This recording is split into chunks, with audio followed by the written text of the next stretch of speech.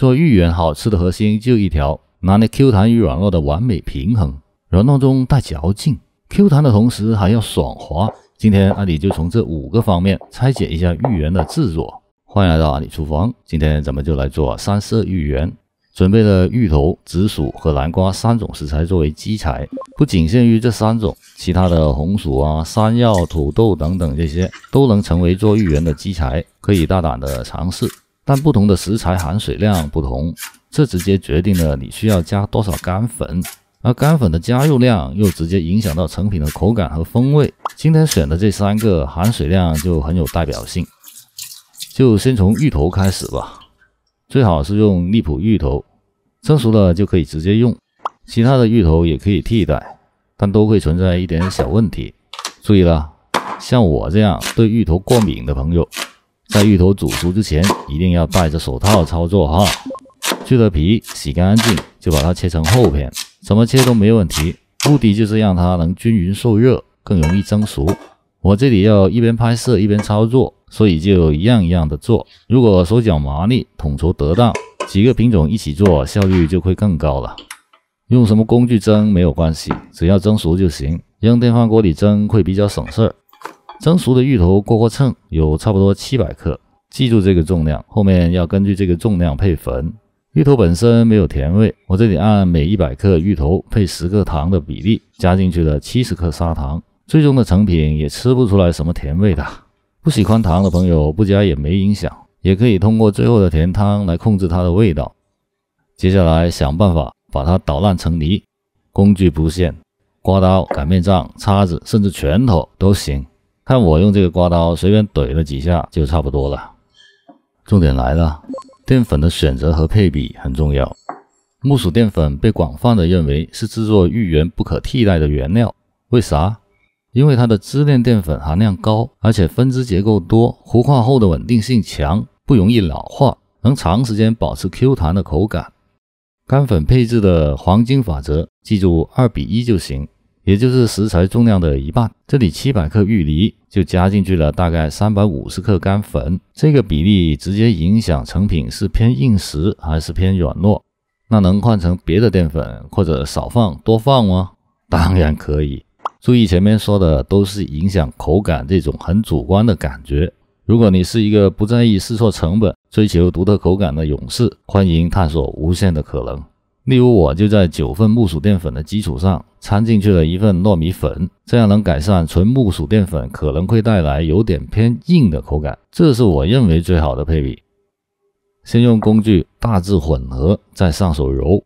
在制作工艺上，很多教程说要趁热加粉烫个半熟，以求较好的可塑性。但在实际操作中，除非你是厨房闪电侠，再加上工具齐全，否则，看，就像我这样，得到一块松松散散、一捏就碎的粉团，根本没法造型。这个现象在待会要做的紫薯里表现的会更明显，而且紫薯的含水量还要比芋头高啊。怎么办呢？加水吗？注意，粉团的含水量也会影响成品口感的，不能直接加水。我的解决方法就是做粉头，捏出来这么一块粉团，大概1/4的量，差不多就行，不用很精确。再掰成小块，捏紧，扔进开水里煮。看到这些小球浮面了，就捞进和面盆里，小心烫哈。先用刮刀把它们和匀了，再下手揉。刚开始的时候感觉会很干，还很黏，没关系的，不要怀疑人生，只要肯努力，人生还是充满希望的。刮板是个好帮手，刮刮手啊，刮刮盆啥的。看，盆干净了，粉团也开始变乖了，不怎么粘手了，不过还有一点粗糙。移到案板上，再给它做个深度按摩。见证奇迹的时刻，粉团变得光滑柔韧，还能轻松的拉长再按扁，这就是我们想要的完美状态了。不用醒面的，现在就可以开始造型，但我得把剩下2种搞定再一起处理，就得用个袋子装起来，防止风干。紫薯的工序也差不多，去皮切块蒸熟。这紫薯的湿度挺高的，尝一口甜味很淡，所以需要加糖。在这之前，先要把它过筛。是的，很烦人的过程，但必须得要做。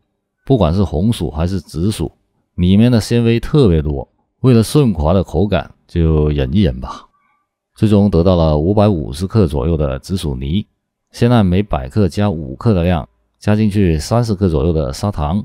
干粉法则继续按照2:1的比例，加差不多275克干粉，依然是9份木薯淀粉，1份糯米粉。混合后会发现没有芋头那么黏，反而像一盘散沙。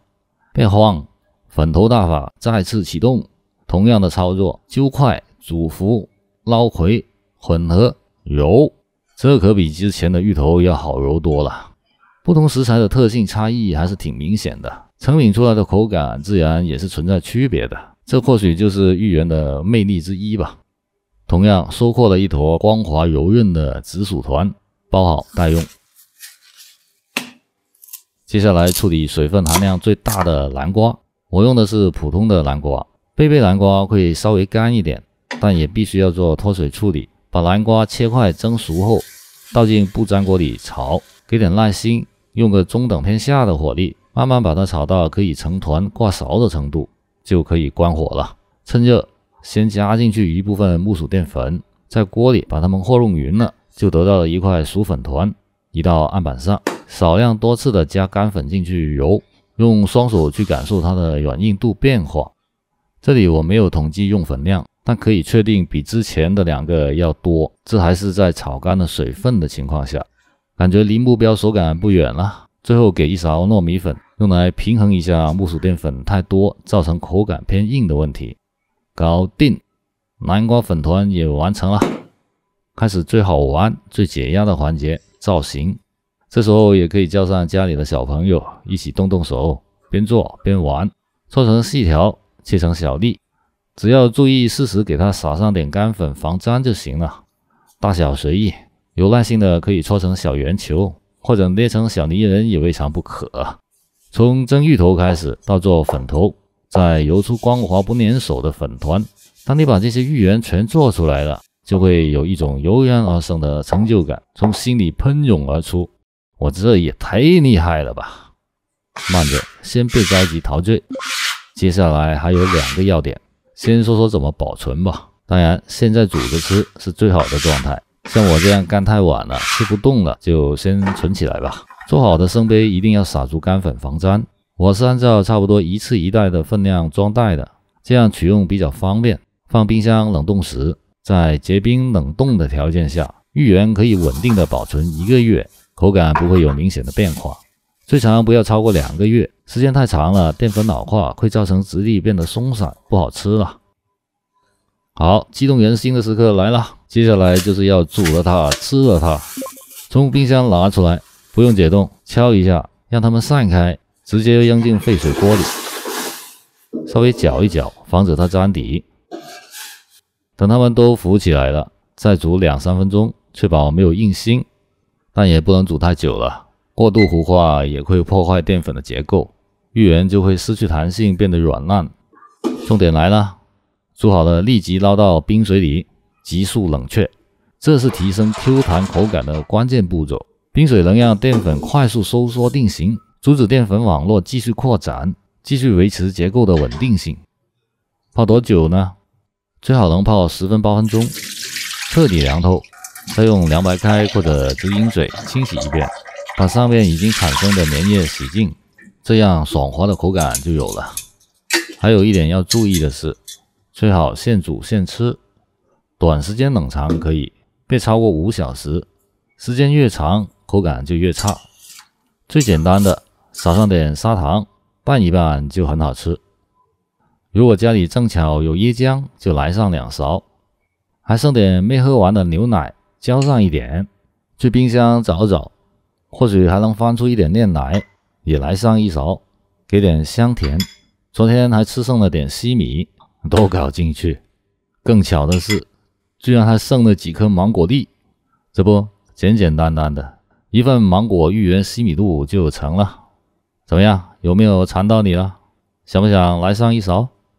来，当然了，你还可以做成这个样式的，或者那个样式的，发挥的空间巨大。从蒸到揉再到搓，虽然步骤不少，但照着做你一定能成功的。赶紧收藏起来，啥时候想吃了就翻出来照着做。觉得实用能帮你避坑的，别忘了点个赞赞鼓励一下。我是阿里，谢谢您的观看，咱们下期再见。